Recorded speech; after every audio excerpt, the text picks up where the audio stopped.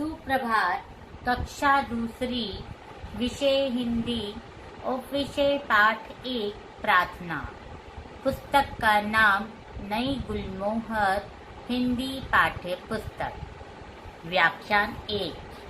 आज हम इस व्याख्यान में पाठ 1 प्रार्थना की दोहराई करेंगे।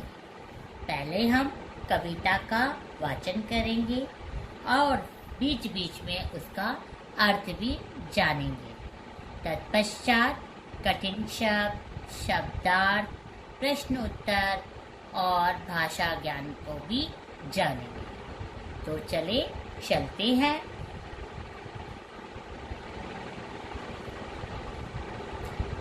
हे जगपालक हे भगवान, सबको दो सच्चा शुभ ज्ञान। हाथ जोड़ हम करे प्रणाम, करे तुम्हारा ही गुणगान। यहाँ जगपालक का अर्थ है संसार का पालन पोषण करने वाला। शुभ का अर्थ है अच्छा और गुणगान का अर्थ है गुणों का वर्णन।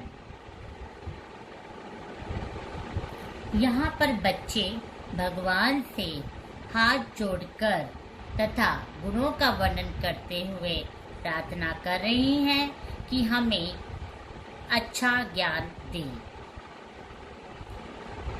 अगली लाइन्स पढ़ते।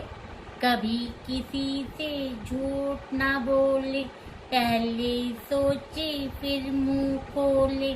अपनी मीठी भाषा से हम सबके कानों में रस घोले।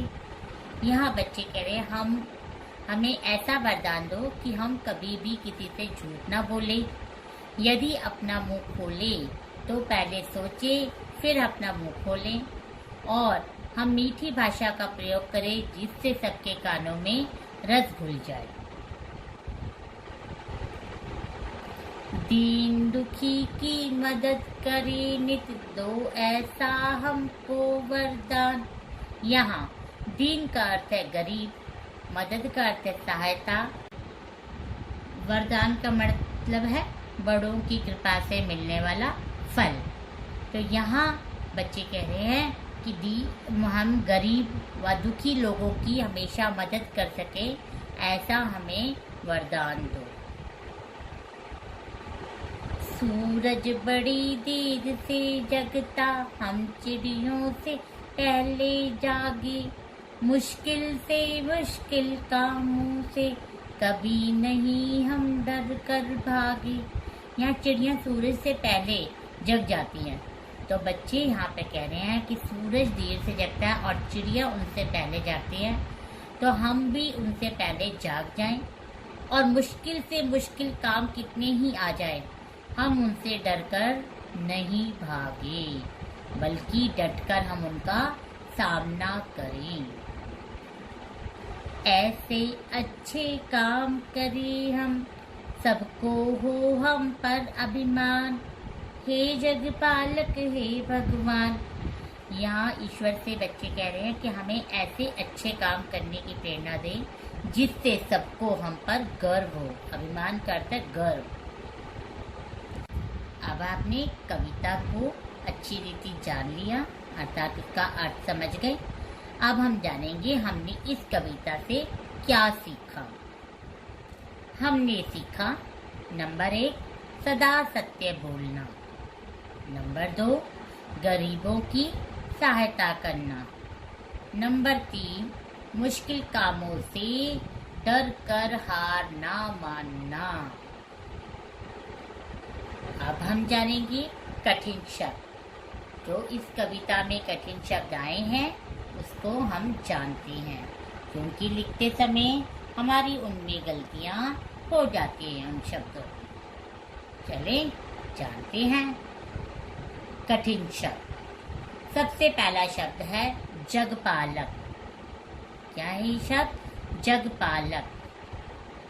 दूसरा शब्द है शुभ। दूसरा शब्द है शुभ। तीसरा शब्द है गुणगान। तीसरा शब्द है गुणगान। चौथा शब्द है दीन। चौथा शब्द है दीन। पांचवा शब्द है नित। पांचवा शब्द है नित।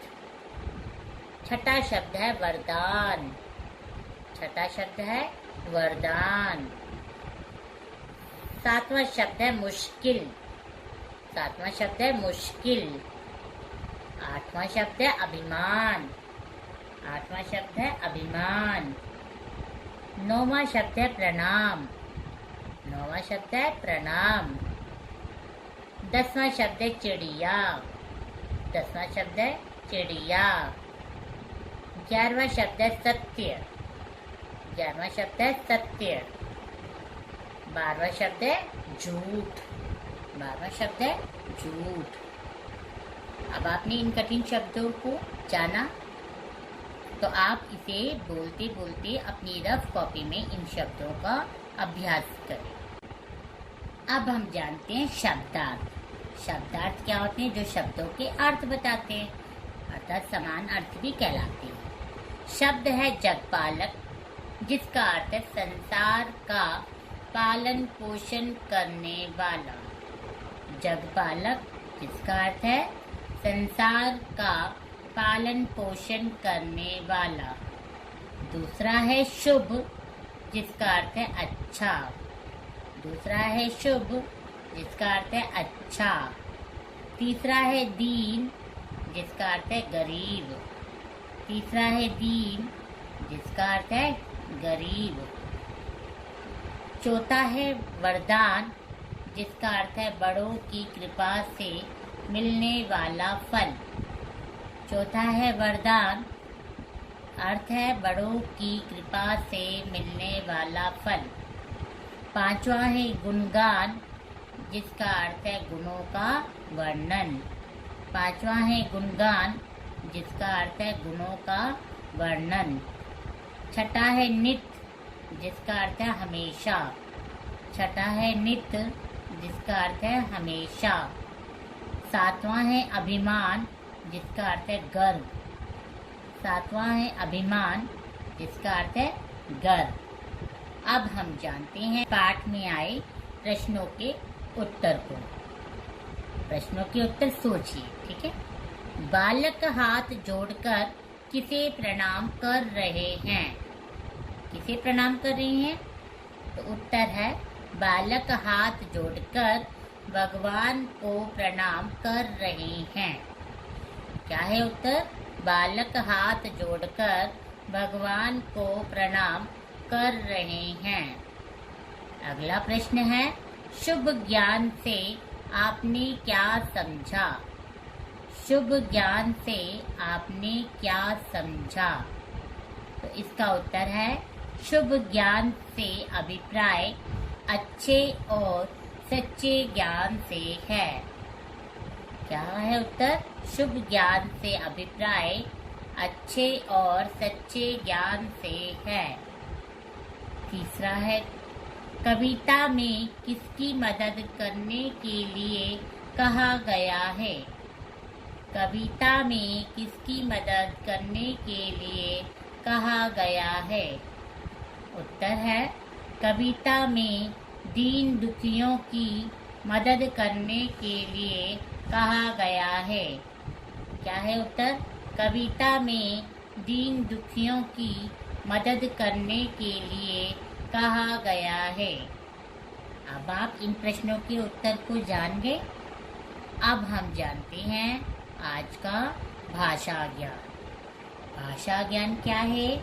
जो आपके व्याकरण से संबंधित होते हैं। जैसे आपका प्रश्न दिया है, दिए गए शब्दों के एक जैसी आवाज वाले शब्द सोचिए। आपको मैंने यहाँ शब्द दिए हैं, इसी से मिलती जुलती आवाज वाले शब्द लिखने थे। जैसे मैंने दिया साथ, इसका मिलता जुलता शब्द क्या हो गया? हाथ। देख रहे हैं आप पीछे। दूसरे पे दिया कुल, उसका मिलती जुलती आवाज वाला शब्द बना पुल। तीसरा है इच्छा, इसकी मिलती जुलती आवाज वाला बना अच्छा। चौथा है जागना, इसकी मिलती जुलती आवाज वाला शब्द बना भागना। डाल दिया, दोबारा देखिए। साथ हाथ, कुल कुल, इच्छा अच्छा, जागना भागना।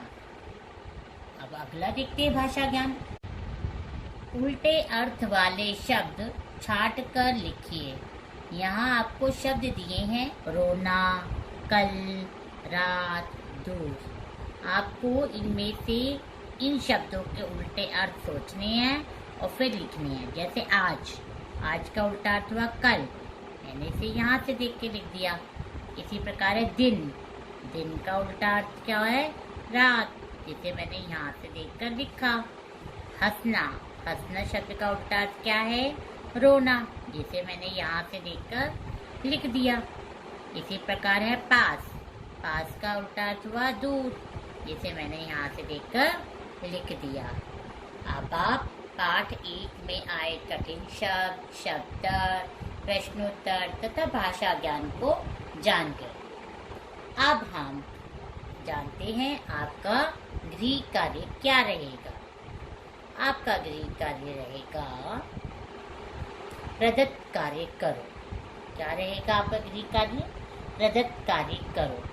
प्रदत्त कार्य अर्थात असाइनमेंट। आपको क्या करना है? प्रश्न पढ़ना है। 3 विकल्प में से जो सही विकल्प है उसके सामने आपको सही का निशान। प्रश्न 2 दिया है, दिए गए प्रश्नों के उत्तर दीजिए। आपको यहाँ पर 3 प्रश्न दिए गए हैं। अब कविता से संबंधित है, आपको इसके उत्तर लिखने हैं। पहले सोचना है, फिर उसके उत्तर को लिखना है। जैसे है, हमें बोलने से पहले क्या करना चाहिए। दूसरा है कविता प्रार्थना जो है आपकी से आपने क्या सीखा। ग है, हमें कैसे कामों से डरकर नहीं भागना चाहिए। तो इनके उत्तर को सोचना और फिर दिए गए खाली स्थान में उसके उत्तर लिखना। अगला प्रश्न है, दिए गए शब्दों के अर्थ लिखिए। यहाँ आपको शब्द दिए गए हैं जिनके आपको अर्थ लिखने हैं। शब्द है अभिमान, दीन, नित्य और वरदान। अगला है, इन मात्राओं से शुरू होने वाले शब्दों को लिखिए। ओ की मात्रा से कौन सा शब्द इस कविता में आया था? ई की मात्रा का कौन सा शब्द और ऊ की मात्रा का कौन सा शब्द इस कविता में आया था, या कोई और भी आप लिख सकते हैं। धन्यवाद।